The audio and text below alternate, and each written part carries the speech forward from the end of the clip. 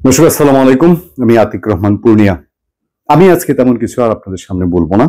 15 August নিয়ে অনেক কথা বলেছি। চলুন এক ভদ্রলোকের একটু বক্তব্য শুনি।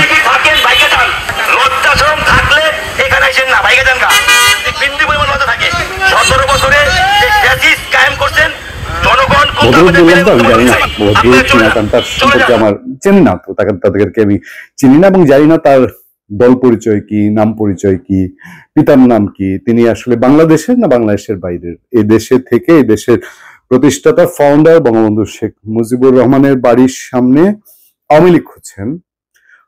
ওই লোকটা না থাকলে আজকে এই ভদ্রলোক কথা বলতে পারতেন কিনা, তাকে আজকে উর্দুতে বলতে হতো কিনা, আওয়ামী লীগ খুঁজতে হতো কিনা, আমি জানি না।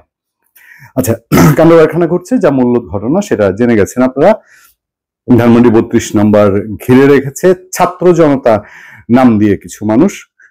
আসলে দেশে এখন ছাত্র জনতা আছে কিনা, এইটা একটা বড় প্রশ্ন। কি আপনারা জানেন ছাত্র জনতা বলতে আসলে এখন কিছু নাই, মানে ঐক্যবদ্ধ ছাত্র জনতা যেটা 5ই আগস্ট যারা ঘটিয়েছিল সেটা তো আর নেই, সেই ফোর্স নেই। এটা আলটিমেটলি কিছু ধান্দাবাজ শ্রেণী, মতলববাজ শ্রেণীর মানুষ কোনো কিছু করার প্রয়োজন হলে, মব করার প্রয়োজন হলে তারা ছাত্র জনতা ব্যানারটা ইউজ করে, শুনতে শোনায় যে ছাত্র জনতা করেছে, বা দায় চাপানোর জন্য একটা সহজ পন্থা। এই মপ করে 32 নম্বর ভাঙাও হয়েছে। 15 আগস্ট 1975-এ যেমন এই 32-কে ইতিহাসের ন্যাক্কারজনক, পৃথিবীর ইতিহাস ন্যাক্কারজনক ঘটনা ঘটেছে, বঙ্গবন্ধু সহ তার পরিবারকে মেরে ফেলে দিয়ে। সেখানে আবার 6 মাস আগে ফেব্রুয়ারি 5 তারিখে এটাকে ভেঙে ফেলা হয়েছে, তছনছ করে ফেলা হয়েছে। এখন ওই যে ভদ্রলোক মারা গেলেন, এই দেশের ফাউন্ডার, তার মৃত্যুর দিনে এখানে তার নাতি সজীব ওয়াজেদ জয়, আমার ভিডিওটা দেখেছি। এটা একটা কৌশল হতে পারে, এটা আমি বলি না, কিন্তু কৌশল হলেও সে মূলত পরিবারে তার নানার মৃত্যুবার্ষিকীর দিনটিতে মানুষকে আহ্বান জানিয়েছে, আওয়ামী লীগের নেতা কর্মীদেরকে না, বা কোনো নির্দেশ না কারো পক্ষ থেকে, ওখানে ফুল দিয়ে বা কোনোভাবে শুভেচ্ছা জানানো। কারণ এরপরে কাণ্ড ঘটেছে জানেন। এখানে যারা গিয়েছে তারা এক লোক ভিডিও করছে, ভিডিও কলে দেখাচ্ছিল কাকে যেন, ওই 3জনকে গণপিটুনি দিচ্ছে আওয়ামী লীগ সন্দেহে। এবং অভিযোগ যে ভিডিও কলে যার সঙ্গে লোকটা কথা বলছিল ওই লোকের পেছনে বঙ্গবন্ধু শেখ হাসিনার ছবি আছে, এই জন্য 3জনে গণপিটুনি দেওয়া হয়েছে, পত্রপত্রিকার রিপোর্টে অন্তত যেটুকু আসছে। পরে আরেকটা ভিডিও দেখলাম, দেখেন ওই 3জনের মধ্যে একজন কথা বলছে। ঢাকা কলেজের প্রশিক্ষণ বিভাগ সম্পাদক, আচ্ছা ভাই আপনাকে কি বলেন, তারা মারধর করলো আমাকে।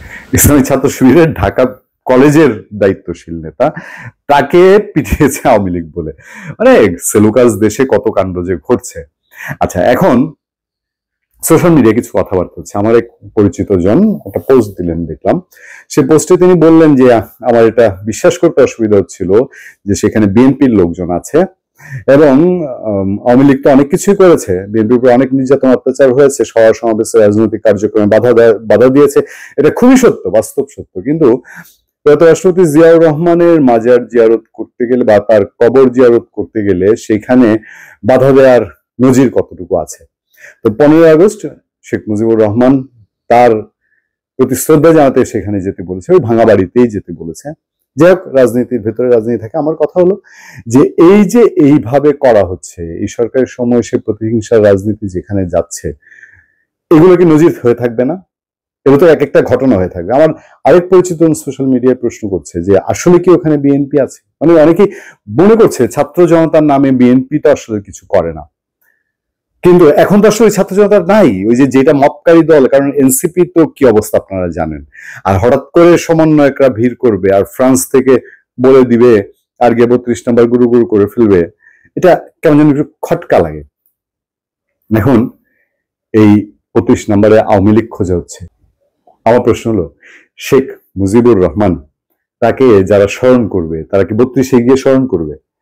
যাদের মনের ভিতরে বঙ্গবন্ধু শেখ মুজিবুর রহমান মুছে ফেলতে পারবে, যেমন যাদের মনের ভিতরে প্রয়াত রাষ্ট্রপতি জিয়াউর রহমান মুছে যায়নি। শত চেষ্টা করে মুছে গেছে কি?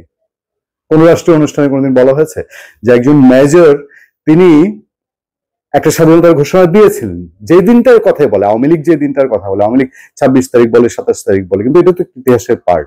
আওয়ামী লীগ কি কোনো রাষ্ট্রীয় অনুষ্ঠানে কোনোদিন এটা স্বীকার করেছে? করেনি।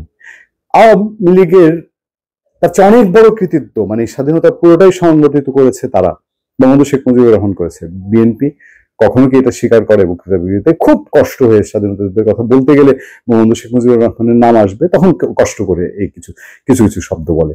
কিন্তু মানুষের মন থেকে তো এগুলো মুছে যায় না।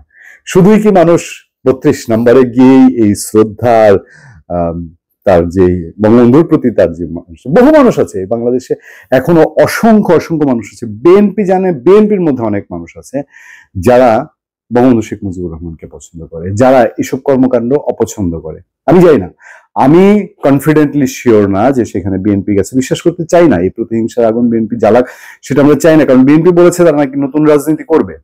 বিশ্বাস করতে চাই না। তবে সোশ্যাল মিডিয়ায় কানাঘুষা কথাবার্তা প্রকাশ্যে আসছে যে বিএনপি ছাড়া এখন তার ফিল্ডে সেই শক্তি কারো নাই যে এরকম একটা জমায়েত নিমিষে করে পাহারা দিবে।